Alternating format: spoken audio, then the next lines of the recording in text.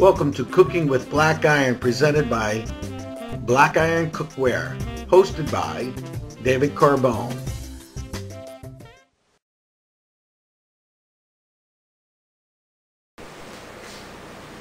Hi, I'm David from Cooking with Black Iron.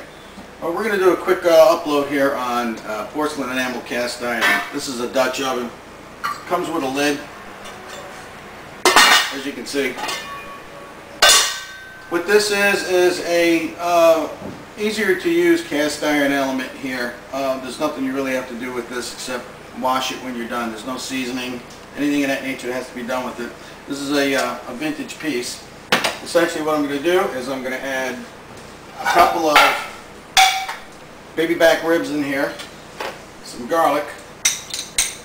Get your garlic going.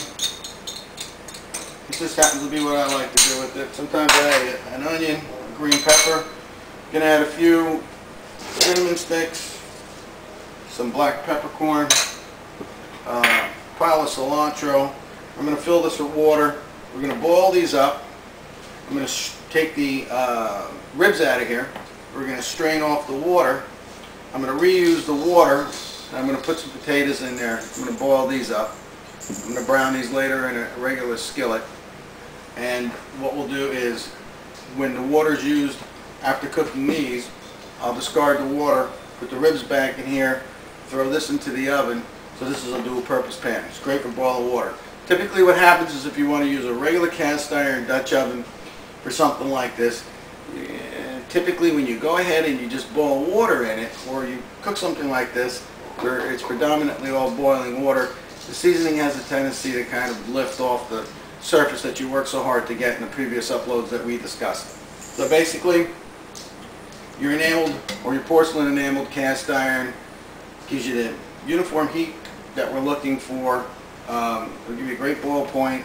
It's easy to maintain it, and then it goes right into the oven.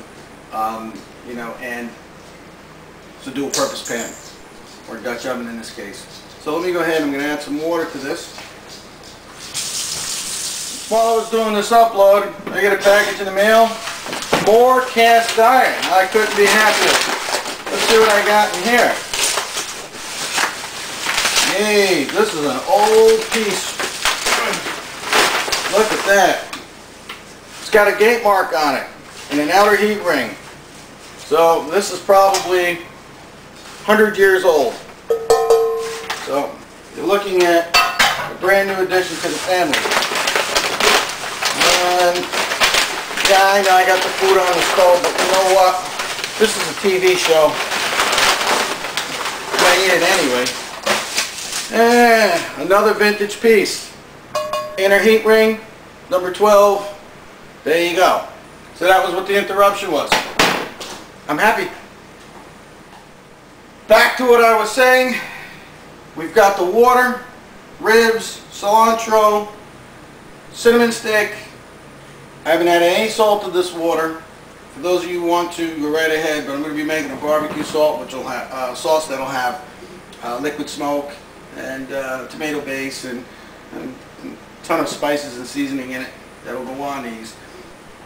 This porcelain cast iron is going to have these ribs placed back into it and right into an oven after I discard the water, after finishing off the potatoes and boiling this up. So I'm going to use the same seasoned water to do the potatoes to add flavor to these. These will get browned in a skillet, and the ribs will go back in here into the oven, and one pot, no mess. Okay, while this is boiling in this porcelain enameled cast iron Dutch oven, this is a large Dutch oven which is strictly just cast iron, and again you can obviously see the differences.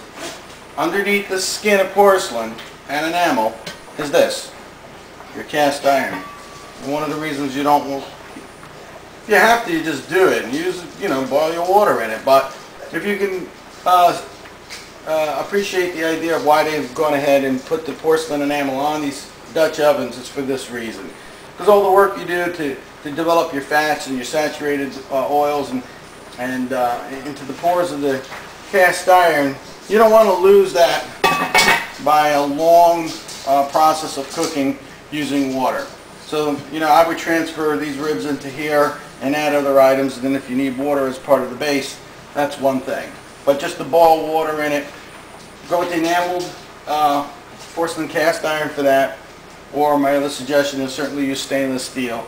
But that's what I wanted to do, was demonstrate what the variations are between these two. So that's that.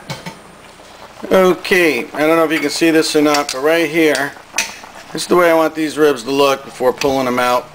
Where you see the meat is shrunk back over the bone. And what I'm going to do is I'm going to use this strainer, small pot underneath it, and I'm going to go ahead and take that. I'm going to pull the ribs out. I'm going to strain the water in here, but I'm going to add the water back into the porcelain pot, and I'm going to go ahead and make the potatoes. Okay, it's time to transfer these ribs to just an ordinary plate. Could use a cast iron plate because I got them. I'm going to pull these out, and again, this water is heavily seasoned. I want the flavor of the water, and I'm going to boil these potatoes in here, and I'm looking to just get that back to the meat. Pulled off all the big stuff. Set this to the side.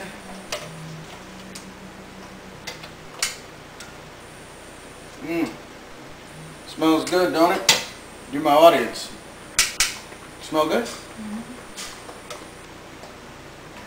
I got one guest sitting over on the side looking to get one half of these ribs. Alright. You know how hot this is. It's boiling water, so the heat distributes evenly, so these handles are very hot. This is just a strainer. I want a thin, very tight screen strainer on this to pull back most of the peppercorns and garlic chunks that are in there. So I'm going to set this into the sink and take these.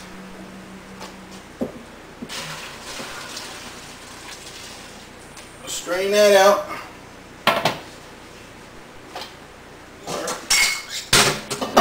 Just like this, back in there. There you go. And it's all the flavor. It's everything that came out of the water. And then I'm just going to add the potatoes. Perfect amount of food just for me. Cover them back up.